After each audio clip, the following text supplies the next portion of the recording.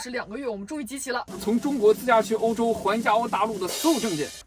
可以召集神龙了。哦，这期的视频呢会比较长，但是呢会非常的干货，会很详细的告诉大家，开中国车从中国自驾到欧洲要办哪些证件，要花多少钱，押金要多少，以及路线规划一定要注意什么，还有车辆在国外的维修维护和其他注意事项。总的来说就非常干。如果你也有一个自驾环游世界的梦想，那么这一期一定要保存、收藏、关注。点赞。好的，都需要。未来你一定可以梦想成真，用得上。话不多说，我们开始上车。从中国自驾去欧洲要办的证件有护照、签证、ATA 单证册以及驾驶本的公证，分单号和双号。单号就是英文，在欧洲地方可以用；双号就是俄罗斯，驾驶本在俄罗斯可以用。我们俩办证呢，一共花了14000，押金呢是10几万。具体的我们后面详细说。我在做这期视频之前呢，专门做了个投票，发现呢有一半的朋友之前没有办过护照，正好我这次护照快过期，重新换新了一次。那我们就从护照开始，详细跟大家来讲这些证是怎么办的。办这个护照呢比较简单，全国都可以办，只要搜这个出入境管理大厅，拿你的身份证还有你的证件照去那就可以了。如果你没有带证件照去那也可以照。我是去年年底换的这个新护照，花了160的工本费，等了2周，这个护照就下来了。然后拿到护照呢，最重要的就是签证。像我们这次旅行做了很详细的攻略嘛，然后就发现我们在外面真的要待很久。我们首先要从中国进入俄罗斯，再到欧洲，再从欧洲返回俄罗斯，所以我们需要俄罗斯的签证是大于欧洲签证的，这样才能让我们顺利的往返。而欧洲的旅游签证呢，最多只有90天，所以我们的俄罗斯签证一定要大于90天，并且多次往返。那我们基于我们的路线呢，就办理了这个签证。刚刚说那个旅游签最长是90天呀，是基于这个普通的签证，当然还有其他的那些呢，就不在这里赘述了，就简单提一下啊，比如说像留学签、工作签、黄金签，就是你在欧洲那边买房子，这个呢就不详细说了。一般旅游签也不会花那么大的成本去做这件事儿。对，我们说的就是基于普通人能够方便办理的。就说这个旅游签最长呢就是90天。就这个俄罗斯的免签啊，它时间比较短，唯一适合我们的签证就是商务签。俄罗斯的商务签呢是180天有效期，在俄罗斯呢不能待多于90天，这个是非常适合我们的，而且它是多次往返。对，这个商务签呢就需要邀请函，所以这个呢我们是找旅行社办的，因为自己没法弄。花了多少钱呢？差不多8000块吧。7960，包含了保险，但这个保险我问过了，就是除非人真的快赶了以后才会生效的保险，我们还要另外买保险，还要给车买保险，这个是后话。办理这个俄罗斯的商务签啊，就找旅行社就可以了。具体准备的资料呢也非常的简单啊，就是这些，基本就是给钱就能拿到。而且呢，等待时间也比较短，大概就是1周左右就可以拿到。那现在我们来说最难的欧洲申根，对于我们这次旅程来说极其重要。那么办申根呢，我们所需的东西就是这些。这个申根呢，我们是走的法签。法国是我们要去的那些国家里待的最久的地方，而且呢，我们当时去办也是了解到法国签证会更好办一些。我们俩呢，希望获得一个旅行签证最长的90天，大家一般都是走个15天的签证这样子。他得看你的银行的流水和存款，觉得你有能力能够旅行90天，因为他也怕你过去不知道干嘛，万一想钻个大黑工呢。也有可能。最好呢，像90天还要提供一些额外的辅助证明，我们呢就提供了房产证，他还要看你连续几年的社保，特别是我们已经大于5年了。所以朋友们，如果你刚毕业工作的话，一定要让老板给你缴社保啊。五险一金很重要，这是个题外话，收。那相应的90天呢，还有一个很重要，就是你的行程，我们需要提供一个很详细的行程单，比如说要具体到我们在这个城市待几天，而不是在这个国家待几天。比如说在芬兰的赫尔辛基我们待几天，然后这几天的行程是什么情况的，要把这个表述清楚。像我们呢也会打印出来这种地图夹到我们的攻略里面，这样的话就比较详实。当然，如果是想要更方便的话呢，也可以选择找旅行社代办，这个大概一个人就是2000多块钱的样子。如果你们对于这个行程很感兴趣的话，我们之后专门出一期再跟大家多唠一唠。像是这种详细的行程单呢，像之前普通的旅行的话，你就需要提供，比如说你在这个城市的飞机、机票时间、住的酒店地址。但是呢，有一个就是你可以选择可以取消的酒店。这样的话，如果你去了这个城市，比如你想多待几天，或者晚待几天，或者晚去几天，这样呢就不受影响。然后从签证容易过的角度来说，这个是一个比较好的方式。好，如果你看到现在，恭喜你，我们现在已经解决了人的身份证明问题，也就是我们的签证问题。那接下来咱们这次旅行不一样，小白胖还带了个我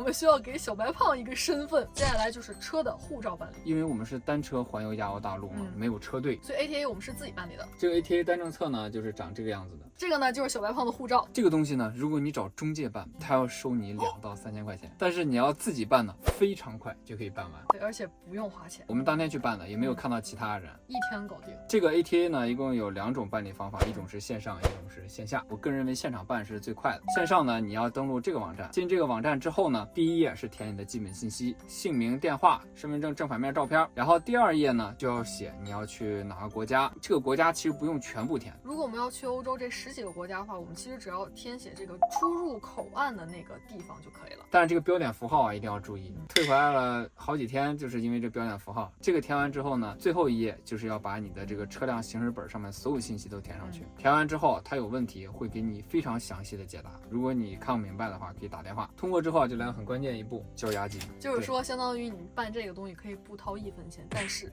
你必须要掏押金。一般来说是这辆车价格的50%。如果你要去土耳其的话，你的押金要交到80%。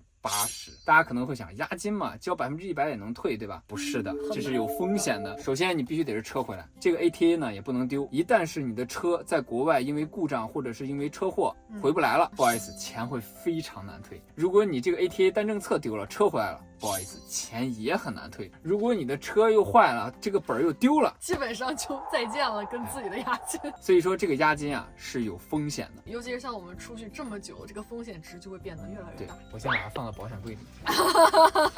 交完押金之后呢，这个网页会提示你要打印什么东西，把这些打印好的东西呢邮寄过去。过几天呢，这个单证册就会发到你指定的地方。这一套时间差不多1周左右可以办理好。想要知道1天如何办理吗？好，我们来选择线下办理。因为这个押金我们要交10多万，然后我们俩是第一次办这个，就很担心万一去了一个什么钓鱼网站，是不是就真的成鱼了呢？对。然后我们俩一看下面，哦，它有地址是在北京嘛，我俩刚好也在北京，于是我们当晚就开去了那边，然后第2天就过去办了。线下呢是在北京2环附近，哎呀，停车费是真的贵呀。白天呢15分钟是2块5，第2个小时就是3块7毛5，15分钟。当天我们俩办完之后回来一看，我们竟然交了90块钱的停车费。寸土寸金。那我们说回这个办理，就相当于拳头已经在网上填好表，然后人家已经确认了嘛。那我们第2天就可以直接过去办了。他会给到你一个清单，就是你需要带什么，比如说你的各种复印件，然后你需要彩印你车前后45度角的照片，把这些东西都准备好之后，往他那儿那么一递，他呢就只负责给你审阅过后完全没问题之后，押金那么一付，然后凭证那么一给，然后他给你那么一盖章，大概就是1-2个小时完事儿了。所以我个人还是强烈建议，如果你是第一次办，一定要去线下办。比如说要准备什么材料不知道啊，或者是怎么填表不知道啊，完全可以在他那问，他那还有电脑可以填。不过一定要提前打电话问清楚都需要带什么东西。那我们顺便把清单给大家列一下，拿这些东西去线下办最快，人少的话1天搞定。说到这个 ATA 单证册呀，就是会说到一个我们旅行做攻略最重要的一个事儿，自驾的出关口岸。如果你在 ATA 写到这个口岸，你就必须从这个口岸出，你就不能去另外一个。所以呢，其实我们办这个证件也发现了，其实咱们可以选择最后去办理 ATA 单证册，因为这个 ATA 上面的出关口岸一旦确定了就不能更改。比如说我们的 ATA 填的是从新疆的口岸出，就不能从东北的满洲里出。也就是说我们在办这些证之前，一定要充分的了解好各个规则，以及要有一个很详细的攻略，不然的话呢，这些证办下来你都出不去。比如说现在东北的满洲里口岸，在我们此时此刻当下，它还是不能出去的，必须得是7座的车才能出去，7座以下的车现在还出不去。我们就是根据实时的消息来的，像是这些证都办好之后，我们就马上出发。我们也是怕它会有变故，拿了这些证，也知道从哪儿口岸出了，是不是就可以畅通无阻的去到每个国家呢？那是不可能的。还不是，比如说呢，我们去欧洲要走俄罗斯，回来也要走俄罗斯，但因为现在的某种不可抗力，一路到莫斯科，然后再到圣彼得堡去到欧洲。但是呢，从圣彼得堡去到欧洲，比如说有很多口岸都关闭了，没有办法从俄罗斯到芬兰。以前是直接开着车能过去的，现在不行了，也不能从白俄罗斯过去，因为有一些欧洲国家呀，它对白俄罗斯的口岸也关闭了。目前我们问了几个朋友，一个是圣彼得堡的当地人，还有一个呢是我高中同学，他在意大利上学工作好几年了，得到了一些信息吧。但是这些信息呢，我们目前还不太确定，所以等我们呢从俄罗斯到欧洲了，再跟大家说具体是怎么过去的。那像做这些攻略呢，我们也需要查很多资料，比如线上的、线下的。我觉得线下有些书是很有用的，虽然它可能是几年前的信息，但是它的一些地点，还有一些很值得借鉴的一些经验，我觉得是很有用的。然后我们再去线上去搜索一些现在实时的一些消息，把它整合起来，就会变成一个新的攻略方向。这样呢，我们边走边去尝试，就会有一些新的收获，到时候再整合给大家。我做攻略的时候呢，还会用到这个 ChatGPT， 比如说一些国家的交通法规啊，跟中国有什么不一样啊，我直接问这个人工智能就可以了。就是去到国家之前，一定要先熟悉人家的交通法规。不过这个人工智能有个问题，就是它的信息是2年前的，对，就是一样的，我们还需要再去查一些实时的资料，把它汇总起来。那现在我跟拳头呢有了护照签证，小白胖呢有护照，我们是不是就可以出发了呢？其实不是，我们还需要的是驾驶证翻译的公证。我们俩呢还需要驾驶本的翻译本，这个在网上就能搞到，差不多是5、60块钱，各个国家语言都有，但是它没有法律效益。所以我们把我们的驾驶证去做了公证，这个是在北京直接搜公证处就可以找到。这个呢是收费的。那我们呢办理了俄语的双号跟英语的单号，一共是4本公证书。这个呢需要的就是翻译费，然后工本费一些的费用，再加上我们办了一个加急件，就是3个工作日拿到手，一共花了2080办了这4个证，其实还是有点贵。对，但是我们着急了嘛，加急费是600块。为什么着急呢？因为这个俄罗斯和欧洲的签证啊是有时效的。那这个就是在俄罗斯的时候，我们用这个俄罗斯的公证书，人家警察要来查，我们就给他看这个。然后到欧洲呢，就用英文的就可以了。这些呢就是我们办理的证件了。其实这样就是可以出发了。去之前呢，我们还了解到当地的一些这个风土人情，就是好的呀，也有不好的。但是我意大利的朋友跟我说呀，小偷特别容易分辨出来，因为他们长得跟当地人不一样。那我们长得也不一样。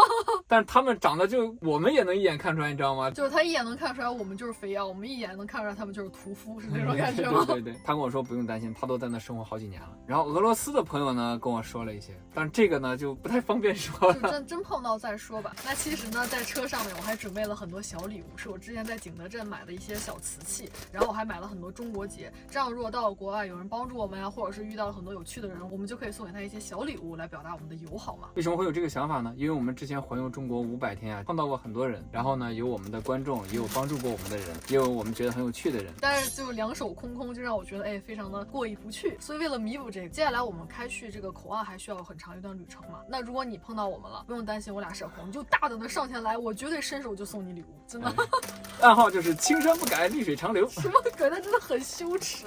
如果你愿意过来跟我们聊天的话，你就过来吧，然后我会给你准备我们的小礼物。它这些都是那个瓷珠嘛，配了一个这样的小蝴蝶，夏天戴着玩还挺有意思的。都是13·1挑的比较久的小礼物。主要你看今年是兔年嘛，然后我买了这种小兔子手链，我觉得夏天戴还挺可爱的。这些都是那个小瓷珠。观众朋友们，如果见到我们，上前打招呼，直接随机投送。